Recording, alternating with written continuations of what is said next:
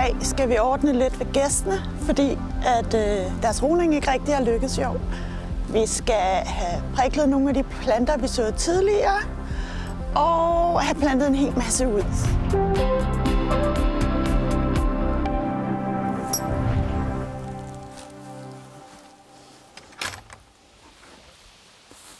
Så skal vi lige have fjernet nogle æg. Mange æg forventer jeg. Vi har haft Visse, den hvide gås, der står derude, i 3 rugesæsoner. Det første år, der gik rugningen galt, fordi hendes gase blev taget af ræven, da hun havde ligget et par dage. Og hun blev så ulykkelig, at hun gik fra æggene. Og selvom vi inden for ganske få dage fik en ny gase til hende, så var det ligesom gået galt. Hun lagde sig til at ruge igen, og hun lå, og der skete ikke en skid. Efter 2 måneder, så fik vi hende jaget væk og fjernet de æg, hun lå på. Jeg var jo lidt nysgerrig på, om de overhovedet var befrugtede, så jeg kiggede jo på dem, og jeg nåede ikke ret langt, før æggene begyndte at springe. Jeg var bare heldig, at det ikke var lige her. Andet år, sidste år, der gik det hele rigtig fint. Vi fik 2 gæslinger, og den ene beholdt vi. En fin broget gås, som er rigtig sød. Problemet er så bare, at nu er rugesæsonen i år helt forstyrret af hende. De vil begge 2 have reddet, og det skal være lige der, og de slås om det. Så går den ene ind og lægger sig et par timer, og så kommer den anden og jager den væk, og så lægger den et par timer, men der er hele tiden afbrydelser. Så jeg tænker, at det der med, at æggene bliver varme og kolde og varme og kolde, det duer ikke, så rådner de. Og nu er vi så langt henne på sæsonen, så nu vælger jeg at fjerne æggene. Og så siger vi, jamen, så bliver der ingen gæslinger i år, og så må vi finde en løsning til næste år. Enten at Plet, vores brødgås, skal sælges, eller at vi finder en kæreste til hende. Det skal vi lige finde ud af. Nu vil jeg i hvert fald fjerne æggene. Jeg forventer, at der er ret mange, for det er 2 gæs, der har lagt æg siden februar. Ej, se bare. Æg og æg og æg. Ej, der er mange. Prøv lige at se det her. Er det ikke vildt? Altså, der skal også være en elefant, der skal ligge på de her æg, hvis de skal udruge sig alle sammen. Men der er ikke andet for, end at begynde at fjerne dem. Den her gang ryster jeg dem ikke ved siden af mit øre. Det tør jeg simpelthen ikke. Men jeg vil sige, så lang tid er der trods alt heller ikke gået på. Jeg tror, hun lå 2 måneder på dem den første sæson. Inden vi fik hende jaget ud, der var hun godt nok også sølle at se på, fordi hun rejser sig jo absolut kun 30 sekunder ad gangen for at løbe hen og få mad. Og løbe hen og få noget at drikke. Ingen bad, ikke noget. Tilbage igen på æggene. Så 2 måneder, det er måske også lige overkanten. Nu går de rundt om indhegningen. Jeg har lukket den, så de ikke kan komme herind, fordi det her, det synes de altså ikke er det fedeste i verden, jeg sådan kommer og roder af deres rede. Hold da op. Det kunne være, at jeg skulle tælle dem. 2, 4, 6, 8, 10, 12, 14, 16, 17, 18.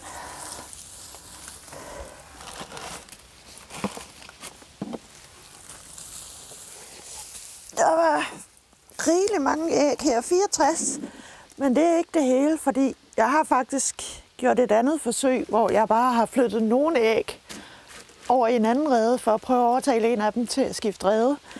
Så der skal vi også lige over og tømme. Den er tung.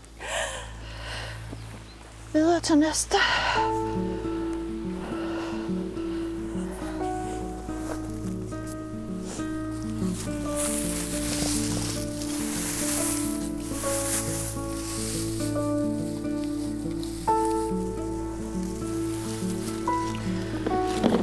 Og her sidste.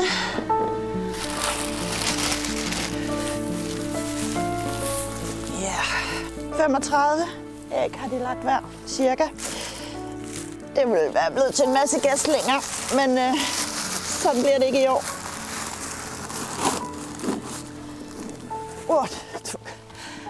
Nu kommer den her op og stå i skyggen, og så kan vi gå videre til drivhuset, og gæstene kan komme ind og se, hvad det er, jeg har gjort.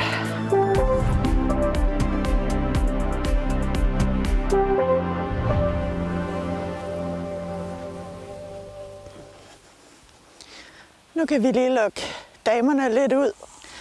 De keder sig og har svært ved at finde skygge herinde.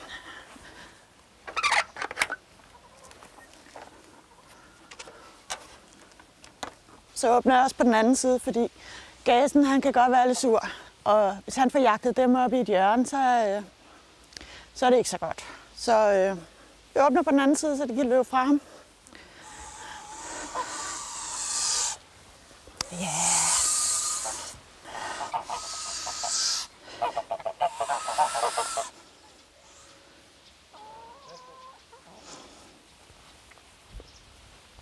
Nå, det var drivhuset, vi kom fra.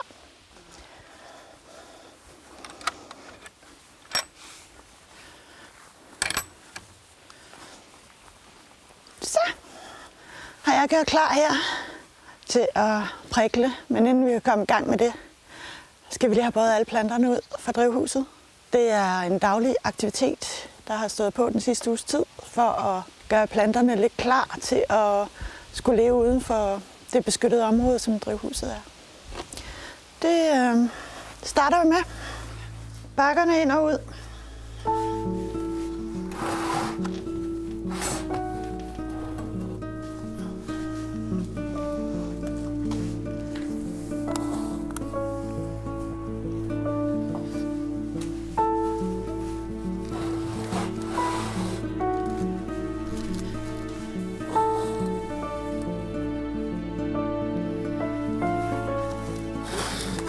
Hvis man er i tvivl om, at der er varmt herinde, så prøv at se jorden her og planterne. De fik vand i går aftes.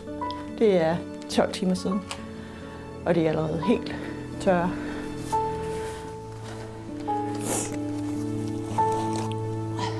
Så er de alle sammen ude, og det er jo højt solskin. Jeg giver dem lige noget vand, fordi det kan de godt bruge.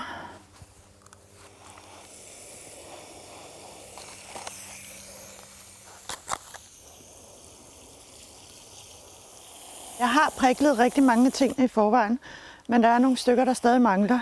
Og det er blandt andet sommerasters, og det er bibernelle og bladbede. Dem starter vi med. Lad os starte med det nemme. Eller, der er ikke så mange i her, så jeg kan lige starte med dem.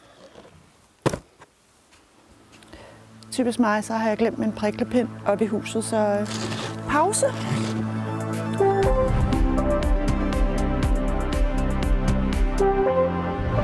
Det er værre, end jeg troede. Jeg har ikke bare glemt den oppe i huset, jeg har simpelthen forlagt den et eller andet sted. Ja. Det ser ud som om, jeg må klare mig uden i dag. Det går nok også. Det var sådan en gratis gave, der engang fulgte med. Nogle frø, 25 år siden eller sådan noget. Og de har så vist sig at være fuldstændig uundværlige siden. Men vi prøver at undvære dem i dag. Og finder noget andet. Den store priklepind. Og så starter vi med bladbederne. Her er 3 planter i en. Og jeg skal ligesom have dem skilt ad og have så meget rod med, som jeg kan på hver. Og så bare hurtigt over her. Nu rødderne er jo blevet revet over og forstyrret. Det gælder om at få presset jorden rigtig godt til omkring de nye rød, eller det nye voksested, så de rent faktisk kan få noget vand. Den næste der er der kun en i, så den behøver vi ikke prikle. Jeg løsner jorden hernede og ligesom gør, og så tager jeg fat i bladene, ikke i stilken, men i bladene, og trækker forsigtigt op. Sådan der. Og så igen handler det jo om at få løsnet rødderne lidt.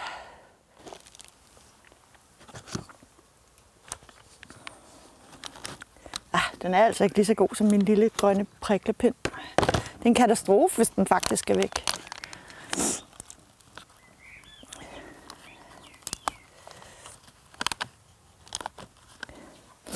Så er det den sidste.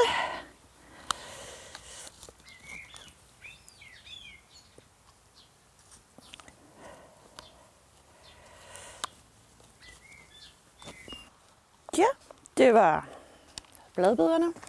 Går vi videre til de her sommerasters. Jeg skal lige have fyldt nogle potter med forkerte skilte og alt muligt, men jeg tror godt, jeg kan se, hvad det er nu, uden ja, det siger jeg tit, og så kan jeg ikke alligevel. Men det her burde jeg kunne. Om ikke andet, så kan jeg da i hvert fald se, at det ikke her står bøftomat. Det kan jeg da se, det ikke er. Så.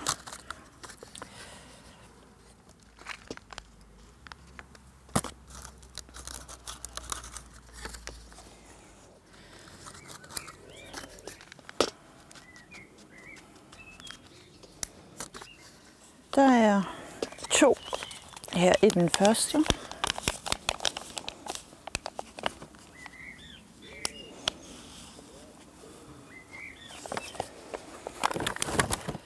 Og når jeg står og prikler her, så er det jo fordi, jeg synes faktisk, jeg såede tyndt, og det er det også.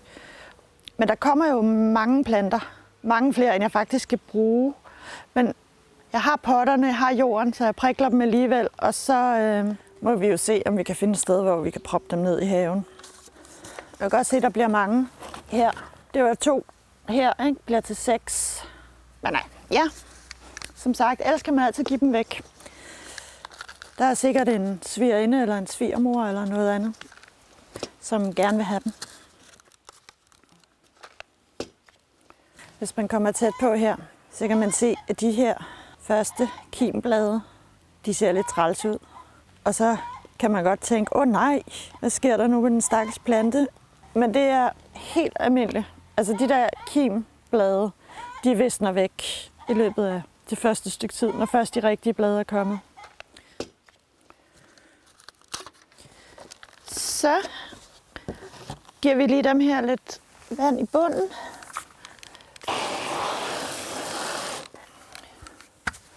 Og fylder dem i her. Så kan vi nemlig sætte dem over i skyggen. Og så de lige kan få lov at komme sig lidt oven på det hårde indgreb. Det bliver bare her.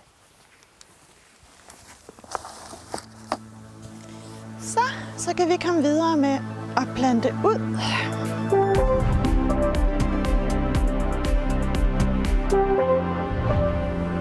Så skal der plantes ud, og det her, det er købeplanter, fordi at vi har nogle meget sultne harer her i haven, og min kæreste havde ikke lige fået lavet hegnet helt færdigt. Der var lige et par pinde, der manglede, så de kunne komme ind. Og det betød, at de spiste alt strandskålen. Jeg nåede lige at redde en lille bitte en her, der var gnadet helt ned, med den fik en krave på. De andre blev simpelthen gnadet så langt ned, så de gik til. Dem skal vi have plantet nye af, dem har jeg købt, og så fandt jeg et sted, hvor de havde nogle lidt anderledes slags, end jeg har haft før. Jeg har kun haft den her helt almindelige variant. Jeg fandt en, der var hvid, og en, der var, jeg kan ikke engang huske, ja, bare grøn, står der. De skal ud her, til vi skal lave nogle huller. De her strandkål, de bliver ret store. De bliver sådan. Jeg vil gerne have, at de vokser sammen tæt, så de dækker for ukrudt. Derfor planter jeg dem rimelig tæt. Den kommer ned her. Og her. Og så kan man sige dette. Hvorfor vokser der storkenæb i dit grøntsagsbed? Ja, det er fordi, jeg kan simpelthen ikke få mig selv til at bare kylde det væk. Så er det jo bare at grave nogle huller, fylde noget vand i, og så få dem ud af potten.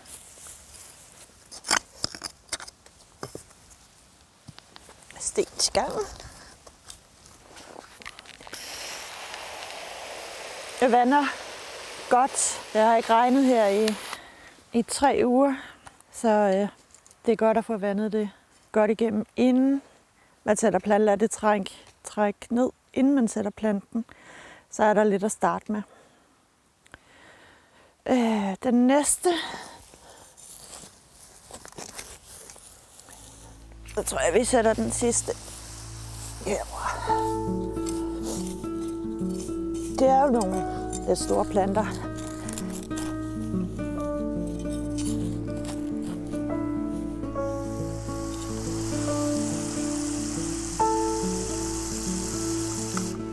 Lad os starte med den her, den hvide variant. Når det så er gjort, så flytter vi alt det her tilbage. Det dækker lidt for ukrudt og holder på fugten. Det var strandkålen. Så har jeg købt artiskokker. Jeg var så heldig at arve nogle artiskokker fra min veninde, fordi hun skulle flytte. Og sidste år havde vi bare den største artiskokblomst, jeg nogensinde har set. Men desværre så har den ikke overlevet vinteren. Så dem skal vi også have sat nogle nye af. Og der var jeg jo så heldig, så der var flere planter i samme plante. Så jeg har jo fået 5 planter for 3 planters pris.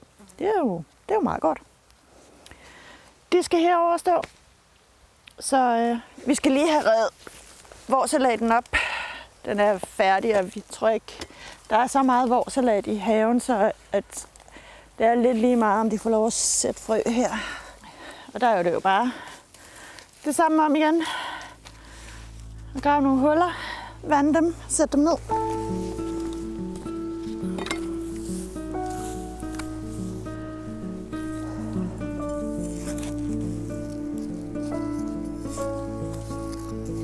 Sådan der.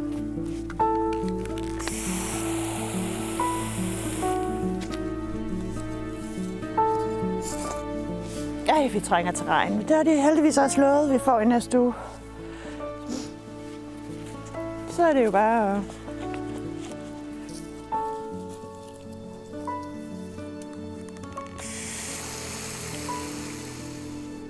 ja. Nu skal vi ligesom der priklede før, skal vi have delt den her plante. Jeg kan se, der er ligesom. Så det er jo sådan. Og så ned med den her. Og så gælder det igen at få trykket jorden rigtig godt til. De her planter bliver jo kæmpestore. Og der er spars og selleri og strandkål. Så for at de ikke skal slås alt for meget om pladsen, så må vi finde et andet sted til de sidste. Det er også meget godt at have et andet sted. Altså hvis det hele nu fryser tilbage igen næste vinter. Den sidste ting, jeg har været ude at købe på den lokale planteskole, er den her citronverbena. Den ved faktisk ikke lige helt, hvor jeg havde tænkt mig at skulle stå. Jeg plejer at have den i en potte, men jeg har simpelthen ikke ledige potter nok. Så derfor tror jeg, at den kan godt lide rigtig meget sol. Så jeg tror, at vi sætter den op ad hegnet derovre. Der får den i hvert fald fuld sol hele dagen. Og jeg har også lige gjort et bed klar der jo, så lad os gøre det. Her tror jeg, at den vil stå ret godt. Den bliver også ret stor. Her kræver det lidt mere arbejde at komme i, fordi der er jo vokset græs her i lang tid. Og derfor har jeg dækket jorden med halm eller hø er det, og pap. Så der skal vi lige have lavet et hul. Alle de sten, altså der er sten og alt. Det er bare samme procedure igen.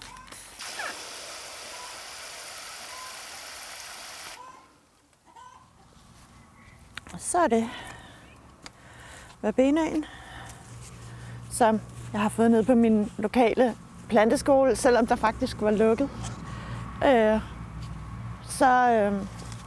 Så fik jeg lov at købe den alligevel og bare betale med MobilePay. Og det var jo rigtig dejligt. Og så fordi der er så meget scenegræs og ting og sager her, så vil jeg bøje pappen tilbage omkring planten. Det forhindrer lyset i at komme ned til de rødder og hvad der ellers er, der lever videre. Og så dækker til igen. Sådan der.